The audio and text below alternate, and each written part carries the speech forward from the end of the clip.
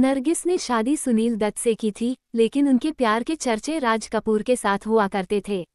दोनों 9 साल तक रिश्ते में थे और साथ में फिल्में किया करते थे।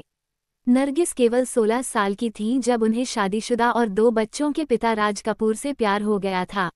राज कपूर ने उनके साथ कई फिल्में बनाई लेकिन रिश्ते को कोई नाम नहीं दिया। वह अपनी पत्नी को अपने बच्चों की मां बताते थे और नरगिस को अपनी एक्ट्रेस कहकर बुलाते थे। शायद यही कारण था कि नरगिस ने उनसे रिश्ता तोड़कर सुनील दत्त के साथ शादी कर ली। राज कपूर ने नरगिस के साथ अपने रिश्ते को बेशक खुलकर न अपनाया हो, लेकिन वह उनकी खूबसूरती और काम की तारीफ करने में कोई कसर नहीं छोड़ते थे। एक इंटरव्यू में उन्होंने नरगिस को एंजेलिक और शानदार एक्ट्रेस बताया था। उन्होंने कहा था कि नरगिस ने आरके स्टूडियो में बहुत कंट्रीब्यूट किया है। राज कपूर से उनके और नरगिस के रिश्ते के बारे में अक्सर सवाल किए जाते थे। उनका कहना था कि दोनों का रिश्ता बिना कोई नाम दिए ही काफी अच्छा था। हालांकि वह कभी नरगिस का नाम लेने से बचते थे।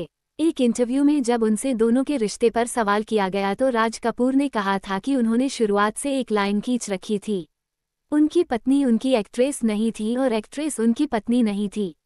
उन्होंने कहा था, मेरी वाइफ कहने से मेरा मतलब मेरे बच्चों की माँ से है। इसलिए मेरे घर की लाइफ कहीं और है और दूसरी लाइफ दूसरी जगह। कृष्णा मेरे बच्चों की माँ है, जबकि यहाँ मेरी एक्ट्रेस हैं जिन्होंने मेरी क्रिएटिविटी में कंट्रीब्यूशन दिया है। राज कपूर का नरगिस के साथ रिश्ते में रहना लेकिन उस रिश्ते को कोई नाम न देना ही दोनों के अलग होने का कारण था।